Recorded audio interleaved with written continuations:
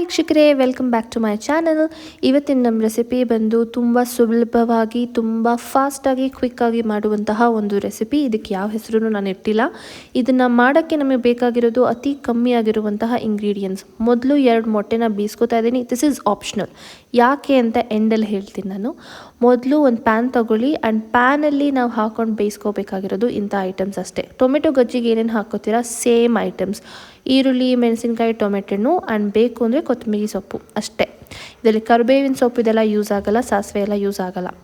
ಈ ಬಾಣಲಿಗೆ ಒಂಚೂರು ಎಣ್ಣೆ ಹಾಕ್ಕೊಳ್ಳಿ, ಒಂಚೂರು ಜೀರಿಗೆ ಹಾಕ್ಕೊಳ್ಳಿ ಆ್ಯಂಡ್ ಸೋಂಫ್ ಕಾಳು ಇದ್ದರೆ ಅದು ಹಾಕ್ಕೊಳ್ಳಿ, ಇಲ್ಲ ಅಂದರೆ ಪರವಾಗಿಲ್ಲ. ಜೀರಿಗೆ ಹಾಕ್ಕೊಂಡಾದ್ಮೇಲೆ ಡೈರೆಕ್ಟಾಗಿ ಈರುಳ್ಳಿ ಮತ್ತು ಮೆಣಸಿನ್ಕಾಯಿ ಹಾಕ್ಕೊಂಡು ಚೆನ್ನಾಗಿ ಸಾಟೆ ಮಾಡ್ಕೊಳ್ಳಿ. ಸಣ್ಣಗೆ ಸಾಟೆ ಮಾಡ್ಕೋಬೇಕು ಅಂದರೆ ಹೇಗೆ ಅಂದರೆ, ಒಂದು ಈರುಳ್ಳಿ ನಿಮ್ಮದು ಟ್ರಾನ್ಸ್ಪರೆಂಟ್ ಆಗೋಗ್ಬಿಡ್ಬೇಕು, ಇಲ್ಲ ಅದ್ರ ಹಸಿ ಸ್ಮೆಲ್ ಹೋಗಿಬಿಡ್ಬೇಕು. ಇದಕ್ಕೆ ಒಂಚೂರು ಲೈಟಾಗಿ ಅರಿಶಿನ ಪುಡಿ ಹಾಕ್ಕೊಂಡು ಮತ್ತೆ ಸಾಟೆ ಮಾಡ್ಕೊಳ್ಳಿ.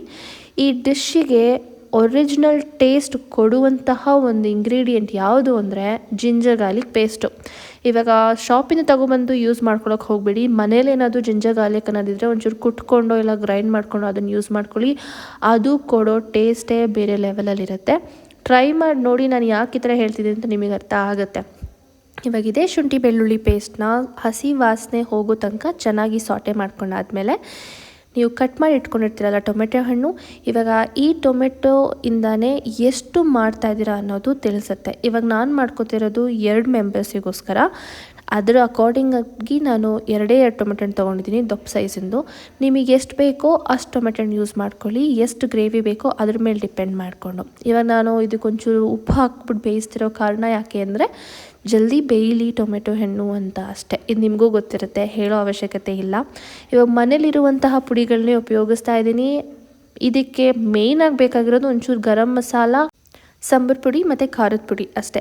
ಬಟ್ ನಾನಿಲ್ಲಿ ಅಡಿಷ್ನಲಿ ಒಂಚೂರು ಪೆಪ್ಪರ್ ಪೌಡರ್ ಹಾಕ್ತಾಯಿದ್ದೀನಿ, ಬಿಕಾಸ್ ನನಗೆ ಸ್ಪೈಸಿ ಇಷ್ಟ. ಹಾಗಾಗಿ ನೀವು ಬೇಕು ಅಂದರೆ ಅದನ್ನು ಆ್ಯಡ್ ಮಾಡ್ಕೋಬೋದು, ಇಲ್ಲಾಂದರೆ ನೀವು ಸ್ಕಿಪ್ಪು ಮಾಡ್ಕೋಬಹುದು.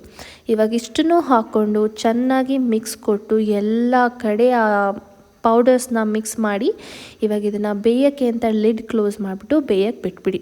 ನಮಗೆ ಎಷ್ಟು ಬೇಕೋ ಅಷ್ಟು ನಾವು ಬೇಯಿಸ್ಕೋಬಹುದು. ನನಗೆ ಟೊಮೆಟೊ ಹಣ್ಣು ಕಂಪ್ಲೀಟಾಗಿ ಬೆಂದಿರಬೇಕು. ಇವಾಗ ಇದನ್ನು ತೆಗೆದು ಲಿಡ್ ತೆಗೆದು ಮತ್ತೆ ಒಂದ್ಸಲ ಮಿಕ್ಸ್ ಮಾಡಿ ಇದಕ್ಕೆ ನಾವು ಸಾಂಬಾರು ಸೊಪ್ಪು ಆರ್ ಕೊತ್ತಂಬರಿ ಸೊಪ್ಪು ಅದನ್ನು ಆ್ಯಡ್ ಮಾಡ್ಕೊಳ್ಳಿ. It gives a good taste. ಇಲ್ಲ ಅಂದರೆ ಪರವಾಗಿಲ್ಲ, ಬಟ್ ಇದ್ದರೆ ಆ್ಯಡ್ ಮಾಡ್ಕೊಳ್ಳಿ, ಒಳ್ಳೆ ಟೇಸ್ಟ್ ಕೊಡುತ್ತೆ. ಇದನ್ನೆಲ್ಲ ಮಿಕ್ಸ್ ಮಾಡಿಕೊಂಡು ನಾವಿವಾಗ ಏನು ಮಾಡ್ತೀವಿ ಅಂದರೆ, ಇವಾಗ ನಾನು ನಿಮಗೆ ಹೇಳ್ತೀನಿ ಯಾಕೆ ನಾನು ಮೊಟ್ಟೆ ಬೇಯಿಸ್ಕೊಳ್ಳೋದು ಆಪ್ಷನಲ್ ಅಂದೆ ಅಂತ. ಬಿಕಾಸ್ ನಾನಿಲ್ಲಿ ಏನು ಮಾಡಿದೆ ಅಂದರೆ, ಮೊಟ್ಟೆನ ಬೇಯಿಸ್ಕೊಂಡು ಅದನ್ನು ಹಾಫಾಗಿ ಕಟ್ ಮಾಡ್ಕೊಂಡು 4 ಪೀಸಸ್ ಮಾಡ್ಕೊಂಡು ಇಲ್ಲಿ ಉಲ್ಟಾ ದಬಾಕ್ತಾಯಿದ್ದೀನಿ.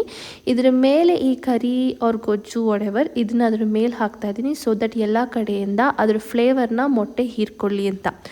ನಿಮಗೆ ಮೊಟ್ಟೆ ಬೇಯಿಸೋಕ್ಕೆ ಟೈಮ್ ಇಲ್ಲ ಅಂದಾಗ ನೀವೇನು ಮಾಡ್ಬೋದು ಅಂದರೆ, ಇಲ್ಲಿ ಬೇಯಿಸಿರೋ ಮೊಟ್ಟೆ ಹಾಕೋದ್ರ ಬದಲು ನಾರ್ಮಲ್ ರಾ ಮೊಟ್ಟೆನೇ ಒಡೆದ್ಬಿಟ್ಟು ಇದೇ ಟೈಮಲ್ಲಿ ಹಾಕ್ಬಿಟ್ಟು ಲಿಡ್ ಕ್ಲೋಸ್ ಮಾಡಿಬಿಟ್ಟು ಚೆನ್ನಾಗಿ ಬೇಯಿಸೋಕ್ಕೆ ಬಿಟ್ಬಿಡಿ. ಒಂದ್ಸಲ ಮೊಟ್ಟೆ ಕಟ್ ಮಾಡಿ ಹಾಕಿದ್ಮೇಲೆ ಅದನ್ನು ಮಿಕ್ಸ್ ಮಾಡೋಕ್ಕೆ ಹೋಗಬೇಡಿ. ಅದನ್ನು ಹಾಗೇ ಬಿಟ್ಟು ಅದ್ರ ಮೇಲೆ ಲಿಡ್ ಕ್ಲೋಸ್ ಮಾಡಿ. ಬಿಕಾಸ್ ನೀವು ಅದನ್ನು ಅಲ್ಲೇ ಮಿಕ್ಸ್ ಮಾಡಿಬಿಟ್ರೆ ಏನಾಗುತ್ತೆ, ಅದು ಎಗ್ ಬುರ್ಜಿ ಆಗೋಗುತ್ತೆ. ಹಾಗಾಗಿ ಅದನ್ನು ಮಿಕ್ಸ್ ಮಾಡೋಕ್ಕೆ ಹೋಗಬೇಡಿ.